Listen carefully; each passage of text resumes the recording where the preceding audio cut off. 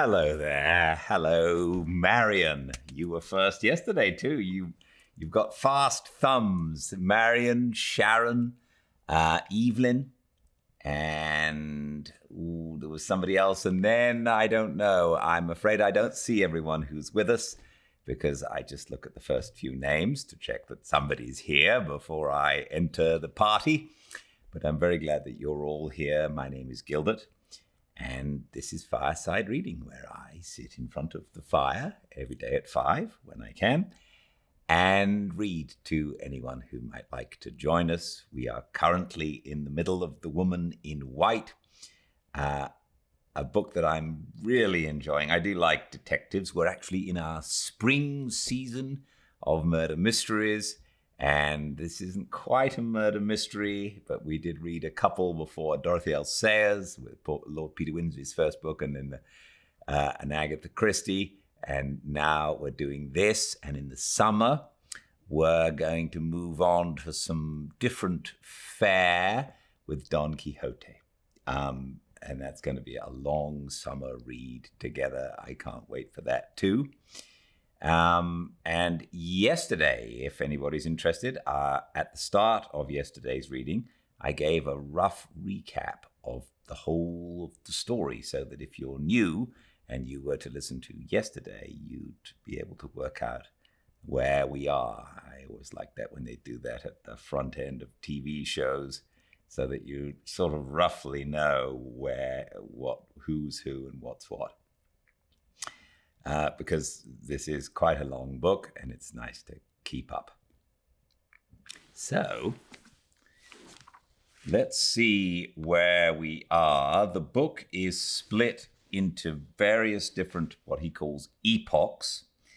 And this epoch is when Marion Holcomb, Miss Holcomb, is relaying the events because the book is really given to us by Walter Hartwright, who at the beginning of the book falls in love with Marion's stepsister, Laura Fairley. And he can't marry her. And he goes off on a around the world tour, as they did in those days. And he, in doing so, passes the baton for the narrating of this story to Marion, and these are her diary entries. We are now at chapter 5 of the second epoch, and this is reading 33. Welcome to a fireside reading of The Woman in White by Wilkie Collins, reading 33. 5. June the 17th. When the dinner hour brought us together again, Count Fosco was in his usual excellent spirits. He exerted himself to interest and amuse us, as if he was determined to efface from our memories all recollection of what had passed in the library that afternoon. Lively descriptions of his adventures in travelling, amusing anecdotes of remarkable people whom he had met with abroad, quaint comparisons between the social customs of various nations, illustrated by examples drawn from men and women indiscriminately all over Europe, humorous confessions of the innocent follies of his own early life, when he ruled the fashions of a second-rate Italian town and wrote preposterous romances on the French model for a second-rate Italian newspaper, all flowed in succession so easily and so gaily from his lips, and all addressed our various curiosities and various interests so directly and so delicately, that Laura and I listened to him with as much attention, and, inconsistent as it may seem, with as much admiration also as Madame Fosco herself. Women can resist a man's love, a man's fame, a man's personal appearance, and a man's money, but they cannot resist a man's tongue when he knows how to talk to them. After dinner, while the favourable impression which he had produced on us was still vivid in our minds, the Count modestly withdrew to read in the library. Laura proposed a stroll in the grounds to enjoy the close of the long evening. It was necessary in common politeness to ask Madame Fosco to join us, but this time she had apparently received her orders beforehand, and she begged we would kindly excuse her. "The Count will probably want a fresh supply of cigarettes," she remarked by way of apology, "and nobody can make them to his satisfaction but myself." Her cold blue eyes almost warmed as she spoke the words. She looked actually proud of being the officiating medium through which her lord and master composed himself with tobacco smoke. Laura and I went out together alone. It was a misty, heavy evening. There was a sense of blight in the air. The flowers were drooping in the garden, and the ground was parched and dewless. The western heaven, as we saw it over the quiet trees, was of a pale yellow hue, and the sun was setting faintly in a haze. Coming rain seemed near. It would fall probably with the fall of night. "Which way shall we go?" I asked. "Towards the lake, Marian, if you like," she answered. "You seem unaccountably fond, Laura, of that dismal lake." "No, not of the lake, but of the scenery about it. The sand and heath and the fir trees are the only objects I can discover in all this large place to remind me of Limmeridge. But we will walk in some other direction if you prefer it. I have no favourite walks at Blackwater Park, my love. One is the same as another to me. Let us go to the lake. We may find it cooler in the open space than we find it here." We walked through the shadowy plantation in silence. The heaviness of the evening air oppressed us both, and when we reached the boathouse, we were glad to sit down and rest inside. A white fog hung low over the lake. The dense brown line of the trees on the opposite bank appeared above it like a dwarf forest floating in the sky. The sandy ground, shelving downwards from where we sat, was lost mysteriously in the outward layers of the fog. The silence was horrible. No rustling of the leaves, no bird's note in the wood, no cry of waterfowl from the pools of the hidden lake. Even the croaking of the frogs had ceased tonight. "It is very desolate and gloomy," said Laura. "But we can be more alone here than anywhere else." She spoke quietly and looked at the wilderness of sand and mist with steady, thoughtful eyes. I could see that her mind was too much occupied to feel the dreary impressions from without which had fastened themselves already on mine. "I promised, Marian, to tell you the truth about my married life, instead of leaving you any longer to guess it for yourself," she began. "That secret is the first I have ever had from you, love, and I am determined it shall be the last. I was silent, as you know, for your sake, and perhaps a little for my own sake as well. It is very hard for a woman to confess that the man to whom she has given her whole life is the man of all others who cares least for the gift. If you were married yourself, Marian, and especially if you were happily married, you would feel for me as no single woman can feel, however kind and true she may be." What answer could I make? I could only take her hand and look at her with my whole heart, as well as my eyes would let me. "How often," she went on, I have heard you laughing over what you used to call your poverty. How often you have made me mock speeches of congratulation on my wealth. Oh, Marion, never laugh again. Thank God for your poverty. It has made you your own mistress and has saved you from the lot that has fallen on me. A sad beginning on the lips of a young wife, sad in its quiet, plain-spoken truth. The few days we had all passed together at Blackwater Park had been enough to show me, to show anyone, what her husband had married her for. You shall not be distressed, she said, by hearing how soon my disappointments and my trials began, or even by knowing what they were. It is bad enough to have them on my memory. If I tell you how he received the first and last attempt at remonstrance that I ever made, you will know how he has always treated me, as well as if I had described it in so many words. It was one day at Rome, when we had ridden out together to the tomb of Cecilia Metella. The sky was calm and lovely, and the grand old ruin looked beautiful, and the remembrance that a husband's love had raised it in the old time to a wife's memory made me feel more tenderly and more anxiously towards my husband than I had ever felt yet. Would you build such a tomb for me, Percival? I asked him.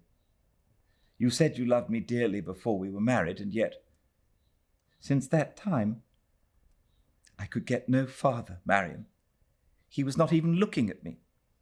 I pulled down my veil, thinking it best not to let him see that the tears were in my eyes. I fancied he had not paid any attention to me, but he had. He said, "Come away," and laughed to himself as he helped me onto my horse. He mounted his own horse and laughed again as we rode away. "If I do build you a tomb," he said, "it will be done with your own money. I wonder whether Cecilia Metella had a fortune and paid for hers." I made no reply.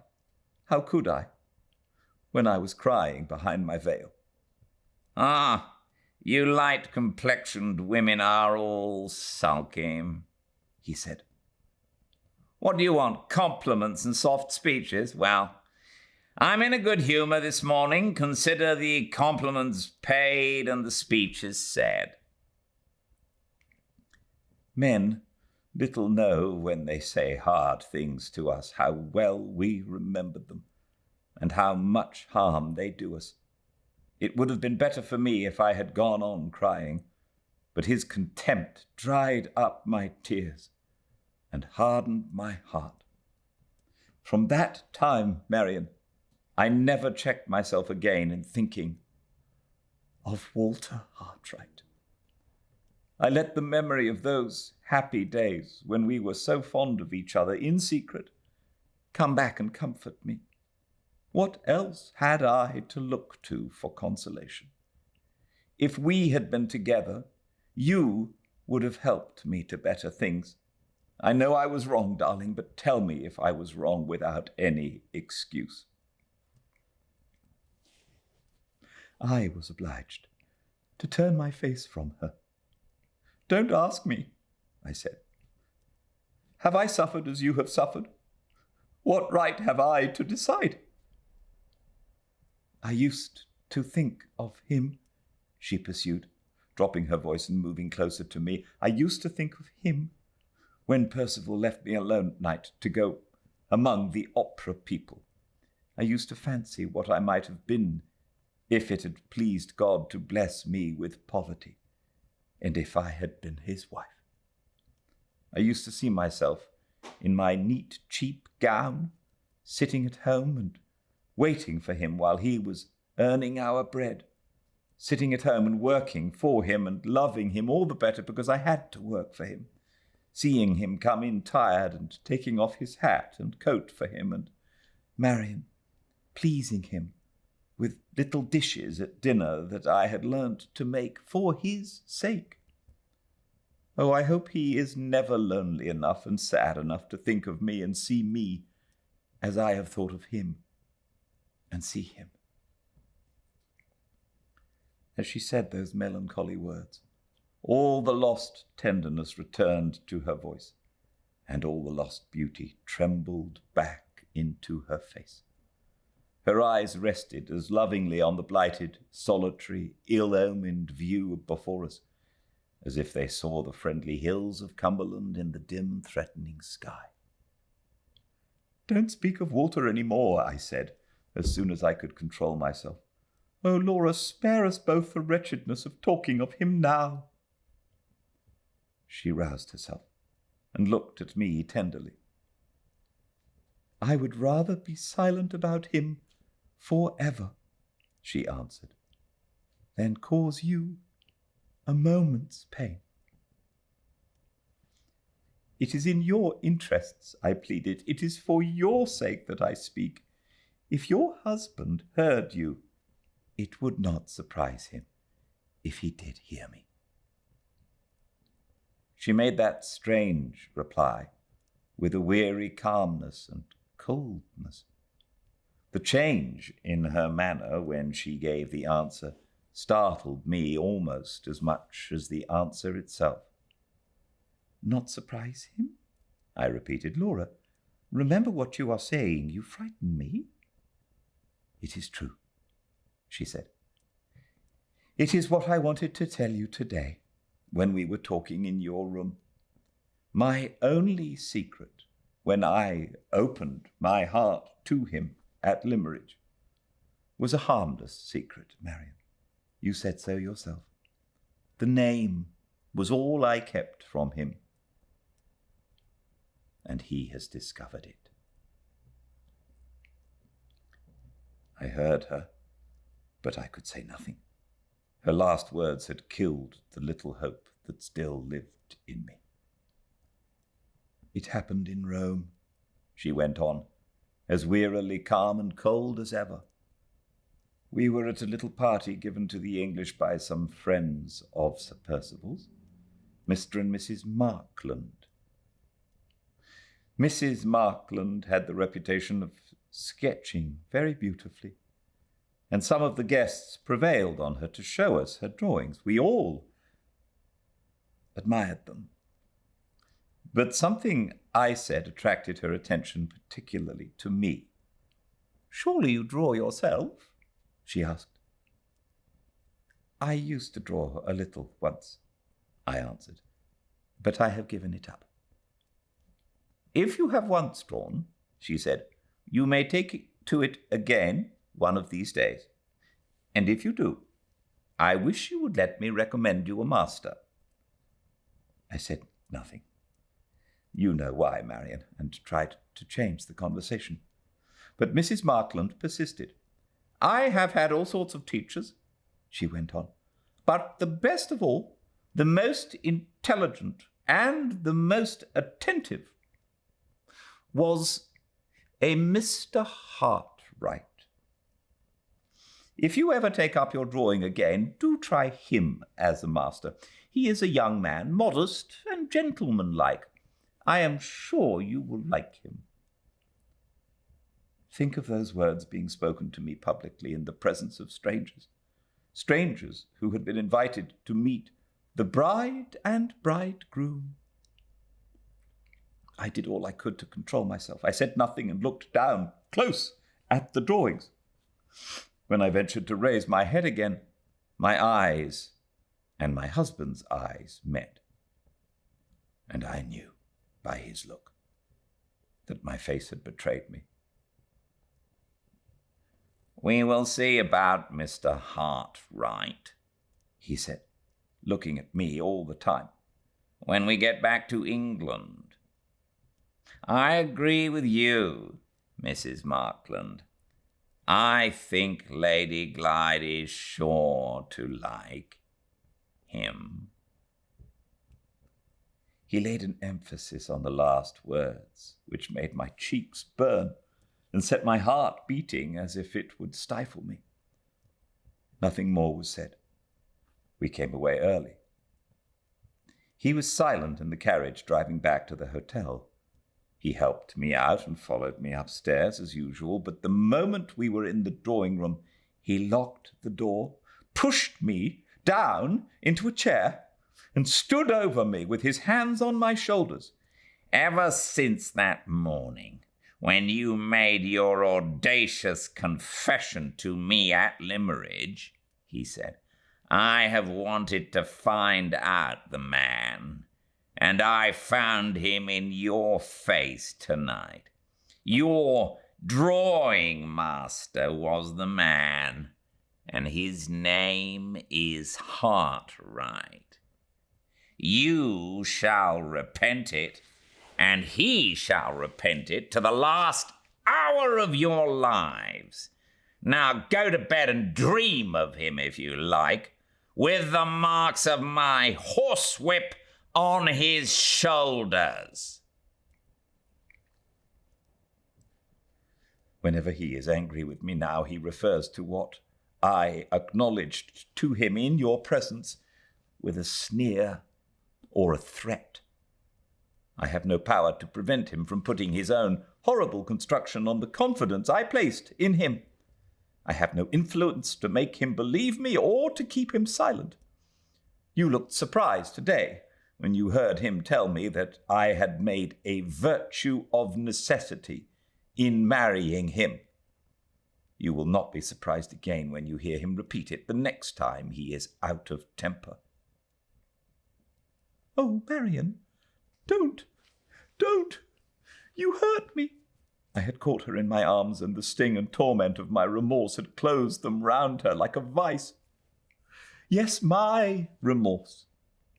The white despair of Walter's face, when my cruel words struck him to the heart in the summer-house at Limmeridge, rose before me in mute, unendurable reproach.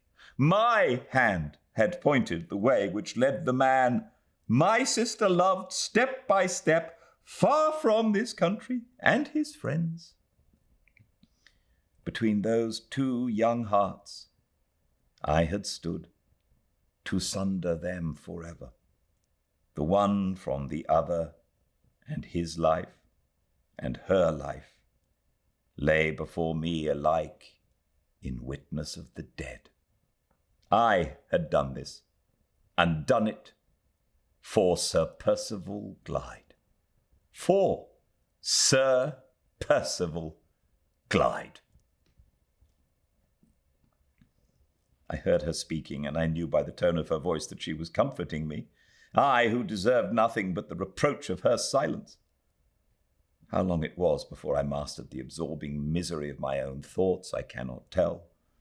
I was first conscious that she was kissing me, and then my eyes seemed to wake on a sudden to their sense of outward things, and I knew that I was looking mechanically straight before me at the prospect of the lake. "It is late," I heard her whisper. "It will be dark in the plantation." She shook my arm and repeated, "Marian, it will be dark in the plantation." "Give me a minute longer," I said. "A minute to get better in." I was afraid to trust myself to look at her yet, and I kept my eyes fixed on the view. It was late. The dense brown line of trees in the sky had faded in the gathering darkness to the faint resemblance of a long wreath of smoke. The mist over the lake below had stealthily enlarged and advanced on us. The silence was as breathable, as breathless as ever, but the horror of it had gone, and the solemn mystery of its stillness was all that remained.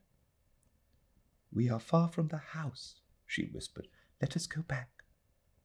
She stopped suddenly and turned her face from me towards the entrance of the boathouse. "Marian," she said, trembling violently, "do you see nothing? Look!" "Where?" "Down there, below us." She pointed. My eyes followed her hand. and I saw it too. A living figure was moving over the waste of heath in the distance. It crossed our range of view from the boathouse and passed darkly along the outer edge of the mist. It stopped far off in front of us, waited, and passed on, moving slowly, with the white cloud of mist behind it and above it, slowly, slowly, till it glided by the edge of the boathouse, and we saw it no more. We were both unnerved by what had passed between us that evening. Some minutes elapsed before Laura would venture into the plantation and before I could make up my mind to lead her back to the house. "Was it a man or a woman?" she asked in a whisper, as we moved at last into the damp darkness of the outer air. "I am not certain. Which do you think?" "It looked like a woman." "I was afraid it was a man in a long cloak." "It may be a man. In this dim light it is not possible to be certain." "Wait, Marian, I'm frightened. I don't see the path. Suppose the figure should follow us." "Not at all likely, Laura. There is really nothing to be alarmed about. The shores of the lake are not far from the village, and they are free to anyone to walk on by day or night. It is only wonderful we have seen no living creature here before." We were now in the plantation. It was very dark, so dark that we found some difficulty in keeping the path. I gave Laura my arm, and we walked as fast as we could on our own way back. Before we were halfway through, she stopped and forced me to stop with her. She was listening. "Hush," she whispered. "I hear something behind us." "Dead leaves," I said to cheer her, "or a twig blown off the trees." "It is summertime, Marian, and there is not a breath of wind. Listen." I heard the sound too, a sound like a light footstep following us. "No matter who it is or what it is," I said, "let us walk on. In another minute, if there is anything to alarm us, we shall hear enough to the house. We shall be near enough to the house to be heard." She went on quickly, so quickly that Laura was breathless by the time we were nearly through the plantation and within sight of the lighted windows. I waited a moment to give her breathing time. Just as we were about to proceed, she stopped me again and signed to me with her hand to listen once more. We both heard distinctly a long, heavy sigh behind us in the black depths of the trees. "Who's there?" I called out. There was no answer. "Who's there?" I repeated. An instant of silence followed, and then we heard the light fall of the footsteps again, fainter and fainter, sinking away into the darkness, sinking, sinking, sinking, till they were lost in the silence. We hurried out from the trees to the open lawn beyond, crossed it rapidly, and without another word, passing between us, reached the house. In the light of the hall lamp, Laura looked at me with white eyes, white cheeks and startled eyes. "I am half dead with fear," she said. "Who could it have been?" "We will try to guess tomorrow," I replied. "In the meantime, say nothing to anyone of what we have seen and heard." "Why not?" "Because silence is safe, and we have need of safety in this house." I sent Laura upstairs immediately, waited a minute to take off my hat and put my hair smooth, and then went at once to make my first investigations in the library on pretense of searching for a book. There sat the Count, filling out the largest easy chair in the house, smoking and reading calmly with his feet on an ottoman, his cravat across his knees and his shirt collar wide open. And there sat Madame Fosco, like a quiet child, on a stool by his side. making cigarettes. Neither husband nor wife could, by any possibility, have been out late that evening and have just got back to the house in a hurry. I felt that my object in visiting the library was answered the moment I set eyes on them. Count Fosco rose in polite confusion and tied his cravat on when I entered the room. "Pray don't let me disturb you," I said. "I have only come here to get a book." "All unfortunate men of my size suffer from the heat," said the Count, refreshing himself gravely with a large green fan. "I wish I could change places with my excellent wife. She is as cool at this moment as a fish in the pond outside." The Countess allowed herself to thaw under the influence of her husband's quaint comparison. "I am never warm, Miss Holcombe," she remarked, with the modest air of a woman who was confessing to one of her own merits. "Have you and Lady Glyde been out this evening?" asked the Count, while I was taking a book from the shelves to preserve appearances. "Yes, we went out to get a little air." "May I ask, in what direction?" "In the direction of the lake, as far as the boathouse." "Aha, as far as the boathouse."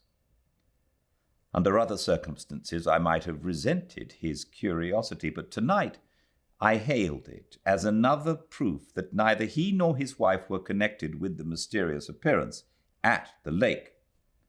"No more adventures, I suppose, this evening?" he went on. "No more discoveries, like your discovery of the wounded dog?" He fixed his unfathomable grey eyes on me, with that cold, clear, irresistible glitter in them which always forces me to look at him, and always makes me uneasy while I do look. An unutterable suspicion that his mind is prying into mine overcomes me at these times, and it overcame me now. "No," I said shortly, "no adventures, no discoveries." I tried to look away from him and leave the room. Strange as it seems, I hardly think I should have succeeded in the attempt if Madame Fosco had not helped me by causing him to move and look away first. "Count, you are keeping Miss Holcombe standing," she said. The moment he turned round to get me a chair, I seized my opportunity, thanked him, made my excuses, and slipped out. An hour later, when Laura's maid happened to be in her mistress's room, I took the occasion to refer to the closeness of the night, with a view to ascertaining next how the servants had been passing their time. "Have you been suffering much from the heat downstairs?" I asked. "No, miss," said the girl. "We have not felt it to speak of." "You have been out in the woods then, I suppose?" "Some of us thought of going, miss, but cook said she should take her chair into the cool courtyard outside the kitchen door, and on second thoughts, all the rest of us took our chairs out there too." The housekeeper was now the only person who remained to be accounted for. "Is Mrs. Mickelson gone to bed yet?" I inquired. "I should think not, miss," said the girl, smiling. "Mrs. Mickelson is more likely to be getting up just now than going to bed." "Why? What do you mean? Has Mrs. Mickelson been taking to her bed in the daytime?" "No, miss, not exactly, but the next thing to it, she's been asleep all the evening on the sofa in her own room." Putting together what I observed for myself in the library and what I have just heard from Laura's maid, one conclusion seems inevitable. The figure we saw at the lake was not the figure of Madame Fosco, of her husband, or of any of the servants. The footsteps we heard behind us were not the footsteps of anyone belonging to the house. Who could it have been? It seems useless to inquire. I cannot even decide whether the figure was a man's or a woman's. I can only say that I think it was a woman's.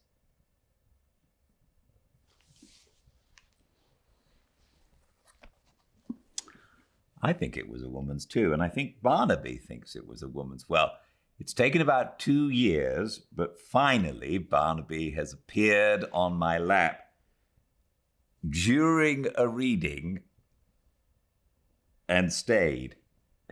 It makes me a little sorry to end the reading, but it's rather sweet when he does this, which he does very infrequently. So maybe he's going to start doing it all the time now. We shall see.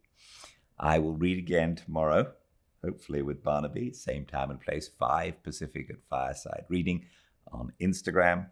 And until I see you all again, until we both see you all again, I hope everyone remains very, very well. Good night. Barnaby, I'm going to try to leave you in the chair as I turn everything off. It's okay.